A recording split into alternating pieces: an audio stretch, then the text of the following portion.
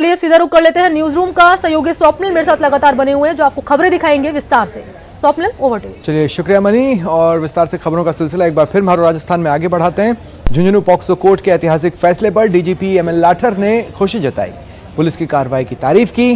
DGP ML Lathar ने news 18 से खुलकर बात की कि कैसे पुलिस को इतनी बड़ी कामयाबी मिली। राजस्थान पुलिस के लिए निश्चित तौर पर एक बड़ी चुनौती थी, क्योंकि अदालत ने जिस तरीके से इन्वेस्टिगेशन हुई, फाइंडिंग्स हुई और उसमें जो फैक्ट थे उनके आधार पर अदालत ने फांसी की सजा सुनाई। अब से पहले ऐसे कितने मामले राजस्थान में फांसी के सामने आए थे और पुलिस ने ऐसे कौन कौन से तथ्य जुटाए। चूंकि अदालत में जब जाते हैं तो न्याय की बात की जाती है, बिल्कुल न्याय मिला है पीड़िता को, उसके परिजनों को। तो ऐसे कौन से स्पेशल फैक्ट्स थे इसमें जैसा कि बच्ची के लिए अभियुक्त अननोन था और जो साथ में जो अपने गवाह थे उनके भाई बहन, उनके लिए भी वो अननोन था। तो जो हमारी टेस्ट आइडेंटिफिकेशन परेड है वो सफल रही, बच्चियों ने और गवाहों ने अच्छे से पहचाना। उसके साथ साथ जो इसमें टेक्निकल एविडेंस था, चाहे वो सीसीटीवी फुटेज का हो, चाहे वो डीएनए का हो, एफएसएल ने भी हमें काफ़ी मदद दी। और इसमें मैं कहता हूँ सभी का, चाहे वो माननीय न्यायालय हो, चाहे वो एफएसएल हो, चाहे वो अभियोजन हो, चाहे वो पुलिस हो, और मैं तो यहाँ तक कहूँगा कि नागरिकों ने, सभी ने सहयोग किया, जिसकी वजह से आज ये इस दरिंदे को फांसी की सजा हुई है। अभी संसदीय समिति ने भी राजस्थान पुलिस की सराहना की है, देश भर में सराहना हुई है। किस तरह के प्रयास राजस्थान पुलिस के लगातार जारी हैं, किस दिशा में काम कर रहे हैं? संसदीय समिति द्वारा जो राजस्थान पुलिस द्वारा समय समय पर डिकॉय कराया जाता है अभियोग पंजीबद्ध कराने के लिए, उसके बारे में काफ़ी प्रशंसा की है और उन्होंने एमएचए को एडवाइजरी जारी करने के लिए अन्य प्रदेशों के लिए कहा है। तो ये थे राजस्थान पुलिस के महानिदेशक एमएल लाठर साहब, जिनका कहना है कि राजस्थान पुलिस अपराधियों पर शिकंजा करने का प्रयास करती है, लेकिन इसमें जनभागीदारी भी बहुत जरूरी है। पुलिस हाईटेक होने की दिशा में आगे बढ़ रही है, लेकिन अभी भी संसाधनों की बहुत ज्यादा आवश्यकता है। कैमरा पर्सन दिलीप गुर्जर के साथ राकेश शर्मा, न्यूज 18 जयपुर। शुक्रिया राकेश। झुंझुनू पॉक्सो कोर्ट के ऐतिहासिक फैसले पर सीएम गहलोत ने ट्वीट कर पुलिस और न्यायपालिका की तारीफ की। सीएम गहलोत ने ट्वीट कर लिखा कि 19 फरवरी 2021 को झुंझुनू में घटित 5 साल की बच्ची से दुष्कर्म के मामले में आरोपी के खिलाफ पुलिस ने 9 दिन में चालान पेश किया और पॉक्सो कोर्ट ने 26 दिन में दोषी को फांसी की सजा सुनाई। यह पुलिस, न्यायपालिका की दक्षता और सरकार की पीड़ित को न्याय दिलाने की प्रतिबद्धता का उदाहरण है। और झुंझुनू रेप केस में 26 दिनों में कैसे मिला पूरा इंसाफ, देखिए इस रिपोर्ट में।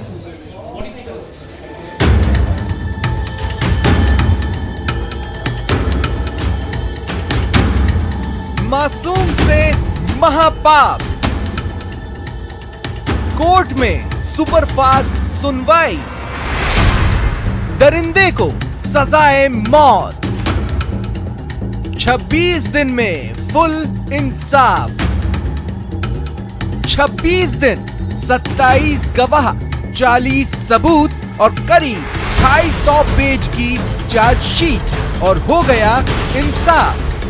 जी हां, 5 साल की मासूम से रेप के मामले में झुंझुनू के पॉक्सो कोर्ट ने ऐतिहासिक फैसला सुनाया है।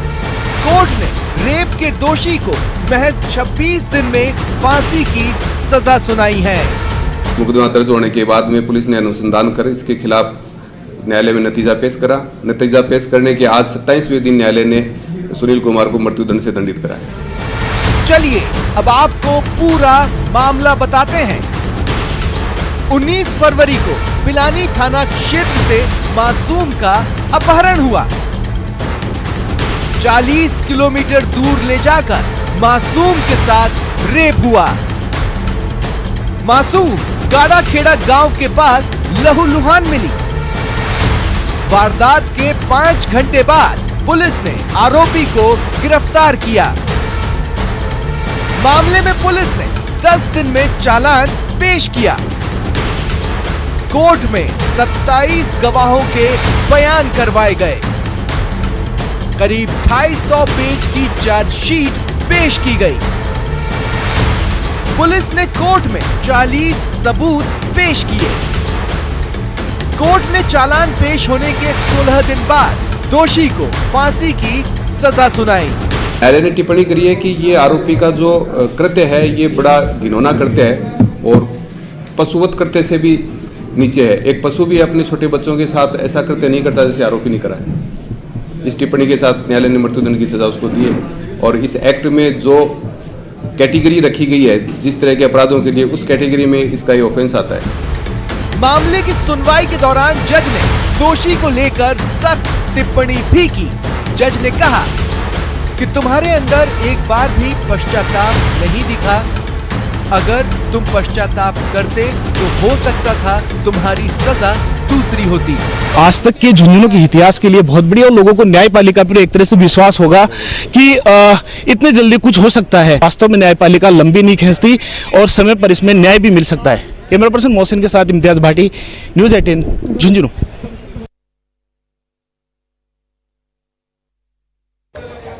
कोरोना से जंग का मामला हो या वैक्सीनेशन का, राजस्थान देश भर में लगातार अव्वल बना हुआ है। अब राजस्थान के डिकॉय मॉडल की देश भर में तारीफ हो रही है। राज्यसभा की संसदीय समिति ने राजस्थान पुलिस मुख्यालय के इस मॉडल की तारीफ करते हुए देश के सभी राज्यों में इसे लागू करने की सलाह दी है। मरुधरा पुलिस के ऑपरेशन की सराहना।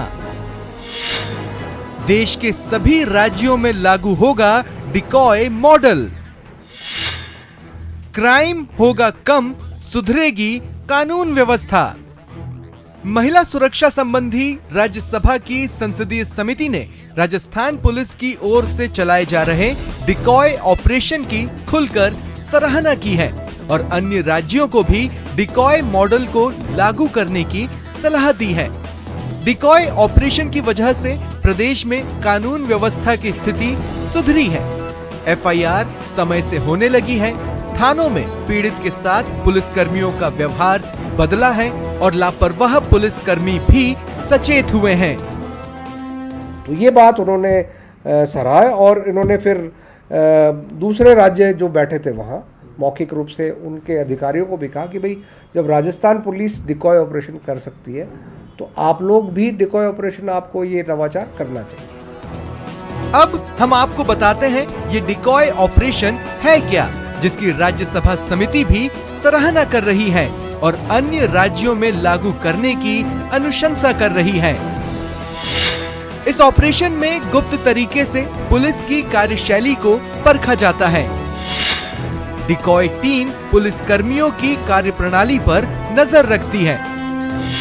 महिलाओं से जुड़े अपराध के मामले समय से दर्ज हो रहे हैं कि नहीं, कमजोर वर्ग और गरीबों से जुड़े मामलों पर कार्रवाई हो रही है कि नहीं, अपराध की सूचना देने के बाद पुलिसकर्मियों का टाइम रेस्पॉन्स क्या है, क्राइम की सूचना मिलने के बाद मौके पर पुलिस के पहुंचने का समय, चौराहे थाने में पीड़ित और परिवादी के साथ पुलिस का व्यवहार, रात 8 बजे के बाद शहर में शराब बिक्री की स्थिति का जायजा, पुलिस थाने में कमी पाए जाने पर त्वरित एक्शन के निर्देश, पुलिसकर्मियों को लापरवाह पाए जाने के बाद तुरंत निलंबन।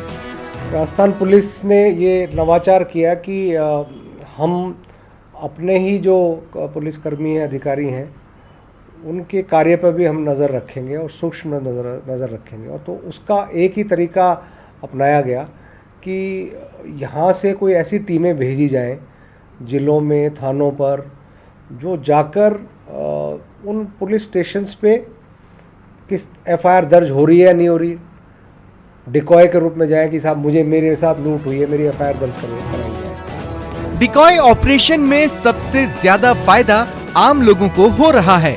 इस मॉडल की वजह से महिलाओं, कमजोर वर्ग और गरीबों के मामले समय से दर्ज हो रहे हैं, उस पर त्वरित कार्रवाई हो रही है। इस मॉडल के अन्य राज्यों में लागू हो जाने से आम लोगों के साथ ही गरीबों को सबसे ज्यादा फायदा होगा। अगर ये चीज लागू होती है दूसरे राज्यों में तो मैं मानता हूँ कि ये आम जन के लिए बहुत एक फायदे, और जैसा मैंने कहा पहले, महिलाओं, कमज़ोर वर्ग और गरीब लोगों के लिए सबसे ज़्यादा फायदेमंद चीज़ है, क्योंकि उनकी बात सुनी जाएगी, उनकी बात टाली नहीं जाएगी। हाल के दिनों में विशेष टीम का गठन कर डिकॉय ऑपरेशन को अंजाम देने वाली राजस्थान पुलिस को कई कामयाबी मिली है। डिकॉय मॉडल का असर पुलिस थानों के अलावा पुलिस कर्मियों के व्यवहार पर भी नजर आ रहा है। शायद यही कारण है कि राज्यसभा समिति ने राजस्थान पुलिस के इस प्रयोग को देश के सभी राज्यों में लागू करने की अनुशंसा की है। सौरभ, न्यूज़ 18 राजस्थान, जयपुर। और रुकते हैं एक ब्रेक के लिए।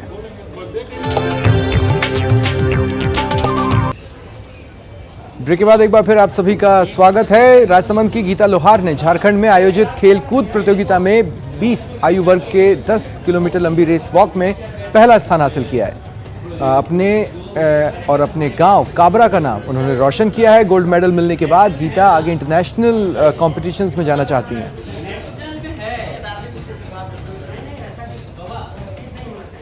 बुलेटिन में फिलहाल इतना ही। पूरी टीम के साथ मुझे दें इजाजत। नमस्कार।